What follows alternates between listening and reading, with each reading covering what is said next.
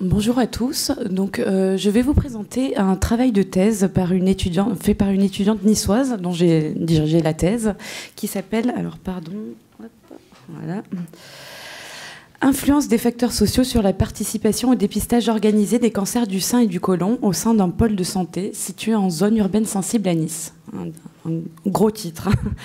Donc pour rappeler un peu le contexte, les inégalités sociales de santé, je pense que vous savez tous ce que c'est. C'est défini par l'ensemble des écarts de morbidité et mortalité entre groupes sociaux. Il existe des inégalités sociales en fait qui traversent toute la population. Hein. C'est pas les patients les plus précaires ont un moins bon état de santé et les patients en haut de l'échelle sociale ont un meilleur état de santé. Ça traverse vraiment selon un gradient social toute la population. Et il existe notamment donc des inégalités sociales dans le dépistage des cancers. On sait aussi que l'incidence des cancers est en augmentation. Moi, en fait, je suis médecin généraliste dans un pôle de santé situé dans une zone urbaine sensible à Nice, le quartier des Moulins, 12 000 habitants. Ce pôle de santé fonctionne depuis 2015 et il a vocation à faire surtout de la prévention, de l'éducation à de la santé et de l'orientation médico-sociale. En fait, on a des locaux communs que vous voyez ici qui nous permettent de délivrer un soin un peu différent que ce qu'on fait dans nos cabinets. On est 29 professionnels, pharmaciens, infirmiers, médecins, généralistes, kinés, laboratoires de biologie. Donc je vous présente ce pôle juste pour vous dire justement qu'on s'était intéressé dans le contexte de la prévention, en fait, au taux de participation au dépistage organisé du cancer du côlon et du sein. Donc là, c'est un petit tableau qui nous a été fourni par l'APREMAS, l'organisme en charge du dépistage du cancer dans les Alpes-Maritimes, qui nous dit donc que le taux idéal serait de 45% d'adhésion pour le cancer du côlon et du sein 70% pour que ce soit réellement efficace. On voit qu'en France, ce taux est déjà inférieur à 30%. On voit qu'en PACA, surtout pour le cancer du sein, on est encore un petit peu inférieur dans les moyennes d'adhésion au dépistage organisé. À Nice, encore un peu moins. Et dans ce quartier, bien évidemment, zone urbaine sensible, encore un peu moins. Là, j'ai mis en rouge surtout le pourcentage d'adhésion au dépistage du cancer colorectal qui est donc de 26,4% dans notre quartier. On s'est dit justement qu'il fallait augmenter un petit peu cette adhésion au dépistage du cancer. Donc, nous avons en fait répondu à un appel à projet en 2015 de l'INCa avec donc l'APREMAS, l'organisme en charge du dépistage, et notre pôle de santé, PS3M, pour justement augmenter ce taux de dépistage. L'objectif, en fait, c'était initialement de faire donc des ateliers collectifs adaptés à la population de notre quartier et de faire des entretiens individuels avec des patients nécessitant peut-être un peu plus d'informations, plus de temps, notamment des patients qui ne parlent pas la langue française, par exemple, par le biais de notre médiatrice santé, donc qui parle une dizaine de langues. Bien sûr, donc on a eu de la chance. L'appel à projet a été financé par l'INCa. Tout ça pour dire qu'avant de mettre en œuvre cette action, afin d'améliorer la participation au dépistage, on a fait une petite étude donc, avec cet interne, dont l'objectif principal en fait, était de déterminer l'influence des facteurs sociaux dans la participation au dépistage et de voir s'il y avait un gradient social en fait, au sein de notre population dans le quartier des Moulins. Alors, c'était donc une étude quantitative, observationnelle et descriptive. On est allé, c'est ça peut-être un peu l'originalité, sur 5 sites du pôle. On est allé donner de façon hétéro-administrée des questionnaires. Donc, dans un cabinet médical, c'est le plus gros des cabinets médicaux du pôle de santé, de pharmacie et de laboratoire d'analyse. La pharmacie, surtout, permettait de recueillir des réponses de patients qui ne vont pas forcément chez le médecin, en fait, et d'élargir un petit peu notre population. Les critères d'inclusion, bien sûr, c'était hommes et femmes âgés de 50 à 74 ans, donc qui rentrent dans le cadre du dépistage.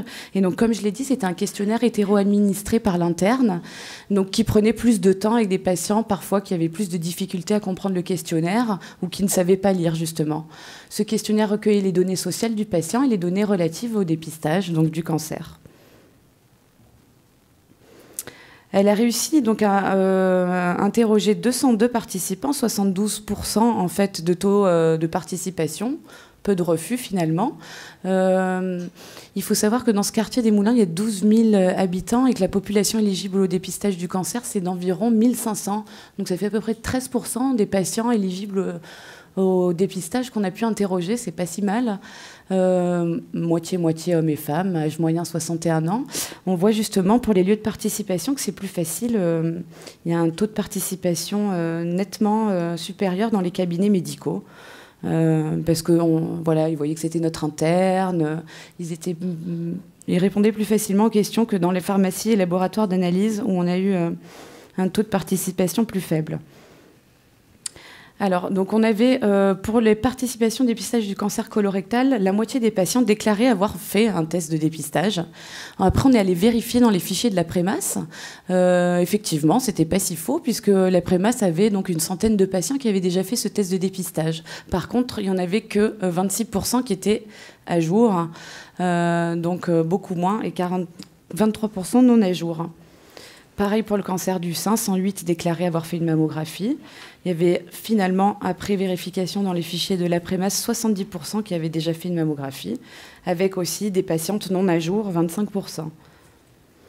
Alors là, les tableaux sont peut-être un peu abrupts. Il faut suivre la flèche, en fait. Donc, on a en fait comparer les données sociales à l'adhésion au dépistage.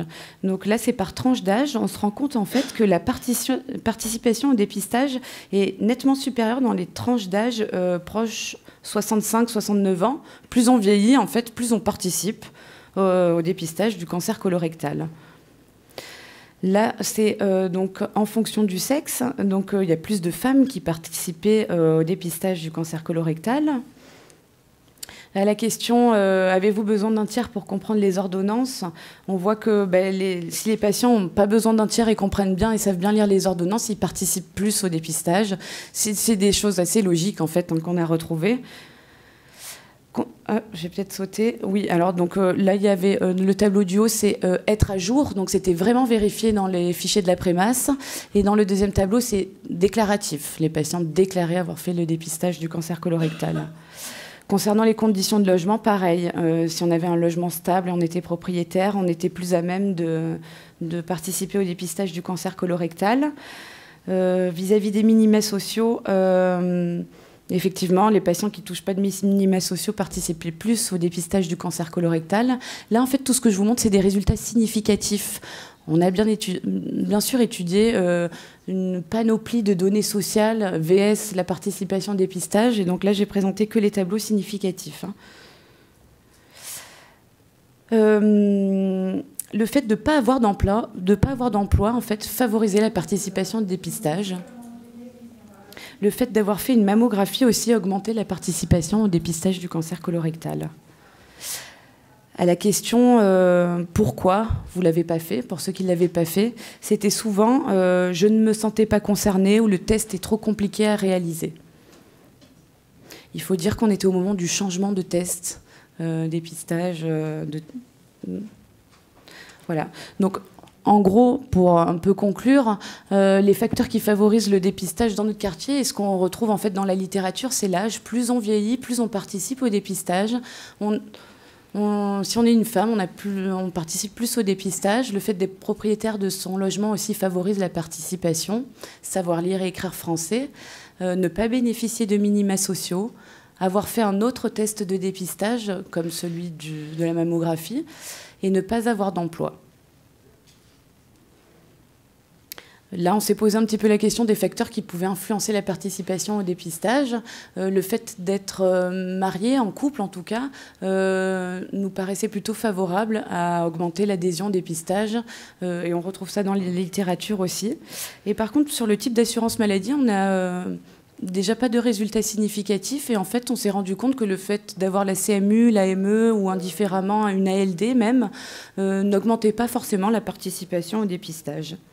Et ce qui est retrouvé dans la littérature aussi.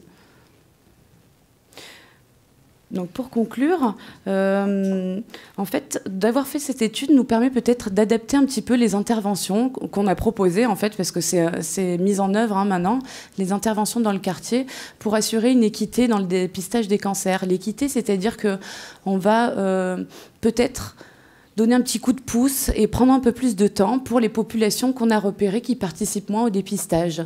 Voilà, c'est ce qu'on appelle l'universalisme proportionné. Je pense que je vais m'arrêter là, peut-être. J'attends les questions. Merci Céline. Pardon.